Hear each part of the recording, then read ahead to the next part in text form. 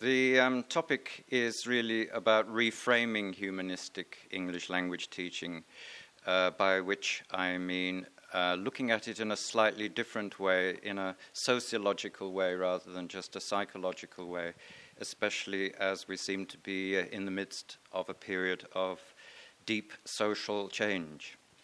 I think for me it means respect for human dignity. It involves a sense of empathy at all levels, psychological, cultural, social, and of course a cooperative spirit and a spirit of hope for a better world. That's the dimension I'd put on it at this point in time. And the topic of my keynote speech is revising grammar through valence relations in textbooks or other texts for teenagers. It's based on Ronald Langaker's cognitive grammar. Seeing culture not as a separate component of the cognitive system of a human being, being open to the world. As a language teacher, perceiving language on the background of all disciplines. This is what cognitive linguistics does. Today I'm going to talk about assessment, which is a bit surprising because when you talk about humanistic education, you think there is no such thing as assessment, but I'm going to look at assessment from a slightly different angle as a formative assessment. And what is humanistic education? I believe a humanist teacher is someone who comes to the classroom and looks at the faces of her students and thinks, oh, I've got to do something with them. And believes that the learners are the ones who decide, are important, who decide what's happening in the classroom. I'm giving a talk here about professional development for teachers of languages. And the theme is that professional development in a humanistic way is to do with developing the whole person and taking responsibility for your own development. Humanistic foreign language education is about language as an expression of the whole person, therefore is finding ways for the whole person to be involved. I've come here today to talk to you about using creative writing and storytelling in language teaching. Humanistic teaching to me comes from the word human. And for me, it means when the teacher looks at the whole human being. He or she looks at the individual, how that individual likes to learn, how that individual can learn best, and what motivates and engages that student in the classroom.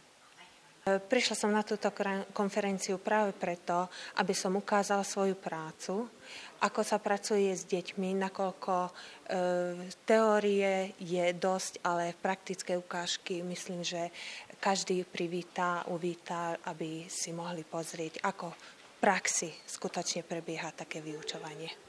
Budú praktické ukážky z vyučovania, ako v materskej škole, tak aj na 1-4, potom nejaké detské hravé aktivity. I've come to do a collaborative workshop with my colleague Daniela because we share a passion and a love for three things: drama, creative writing, storytelling, and English language. And I have to thank Andrejka Belikova because she invited us. That's why we are. Consists of two activities. The first one is about creating autobiographical stories, and the second one is based around ringtones.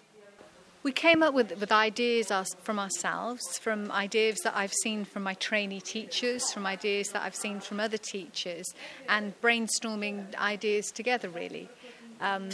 We aim to make it fun, exciting, motivating, and hopefully we aim to give the teachers some activities they can practically use in their language classroom. We got a call for papers by email to which because it was called Innovative Trends in Teaching, Foreign Languages, so we decided to take part and to actually inform the audience who decides to come about a project that we are working on, which regards dyslexia and pupils with dyslexia in foreign language teaching, and to show how actually practically teachers can cope with this problem in their classes. Mm-hmm. And for me, it was also a bit personal because I have known Andrea Belikova for some time because we have done some things on drama together before, and also I've known Konrad Toft, who has come to the conference as well. So for me, Nitra was really, the place to go, and the humanistic language approach, and also drama in connection with that was a definite call. I am dyslexic. My mother is dyslexic, and my daughter, a 5th grader, is dyslexic. We have the developmental version of dyslexia, and it's funny, nobody believes me really, because I can speak if I count Slovak, 5 languages, but I had experienced many difficulties during my studies. And for example, when Russian was introduced, because I'm still the sort of older generation who had to have maturita exam in Russian, I couldn't read and write in either Czech or Russian for 3 months. But my teacher was so great that she just didn't mark me either in Czech or in Russian, and she gave me the 3 months to cope with the situation.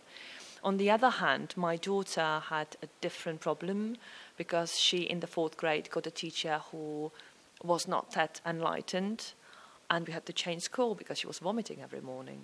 So for me, it's a very, very personal experience. Mým oborem teď je obzvláště využití multimédií ve výuce, což bude taky hlavní předmět mého workshopu. Bude to vlastně taková ukázka toho, co vše lze s použitím multimediální techniky, počítače, dataprojektoru a taky samozřejmě zdrojů z internetu pro žáky připravit, aby ta hodina byla jakoby interaktivnější, motivační, efektivní i efektní. I've enjoyed the conference because it's fairly small and intimate. I'm not the sort of person who likes big crowds, so it gives you more opportunity to talk to people, relax with people. The presentations have been really good, some very interesting ones and a good range. I knew about this conference because of a colleague of mine and a former colleague who said this is a very interesting opportunity for us to present a project we've just started to work with, which is microfiction. And what we intended to do was to show that very extremely short texts are really interesting and can be exploited from a didactical point of view. I mean, both the theoretical part as a literary genre, and at the same time, it's a great stuff to be used in language lessons. I'm very satisfied. I've come, and the organization I think is excellent. Everything is correct. People are very really interesting. There are people from a lot of places. I mean, most of you are obviously Slovakian, but I've met a lot of people from many other countries, and that's probably one of the most interesting things, to exchange experiences with other colleagues. So my general opinion is that the conference is first interesting, and secondly, it's very well organized. So I'm here today as a teacher in my heart and as manager in my code, taking into perspective both points of view, the manager's point of view to English language teaching and the teacher's point of view. And my ambition is to bridge the gap between managers and teachers with the hope that we can learn from each other a lot, and we can achieve more than we are achieving today. The workshop will play with the word leadership and with the notion what's beyond that. So the title of the workshop is Creativity in Leadership, taking teachers from effectiveness to greatness. And it's just a taster of a 6-hour workshop that we are launching in a week's time at the 3rd Central European Workshop in Trnava that will introduce the Center of Innovation for Teachers and Managers in Slovakia. Well, I think it's a great idea to open up to other people, to other faculties, to other top professionals from all over the world, and any opportunity for people to be together, to share ideas is a welcoming event for us to grow, to learn, and to improve the quality and the English language teaching as such.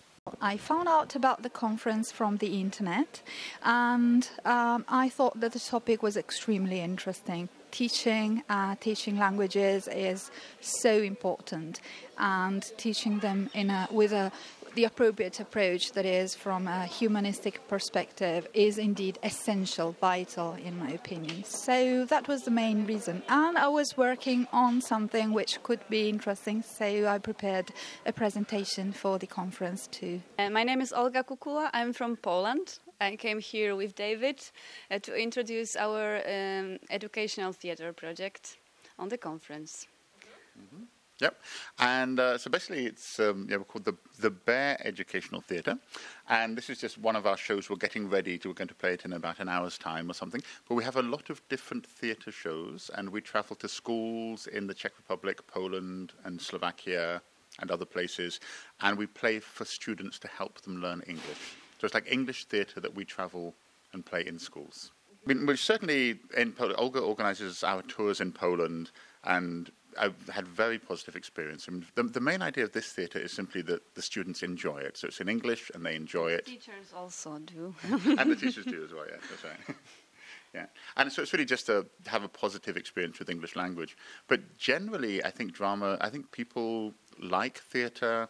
I like the idea that we can come to schools with live theatre, because there's so much video and computers and internet and not live things. It's very nice and I think very important to come to schools with live theatre. And I think it really does help them with the language, yes. And when Edward came to France, I protected Edward and I helped Edward. And this Harold was with him. Edward promised that I would be king after he died. And he promised to help me. But now he is breaking his promise. Oh, nonsense. So who thinks that I should be king? Nobody, haha. And who thinks that I should be the true king of England? Nobody. Yes, everybody. Thank you very much. Okay. So can I have you in my army, please? Yes. I need some soldiers. Yes, some soldiers. Do you want to be in my army? Yes. Soldiers. Okay. Come on, please. Yes. Come on. Don't be shy. Yes, come on. That's the job. A paid soldier. Fantastic. Oh, okay, brilliant. Okay, so, soldiers, come forwards, walk forwards, and attack! Okay, soldiers, come back,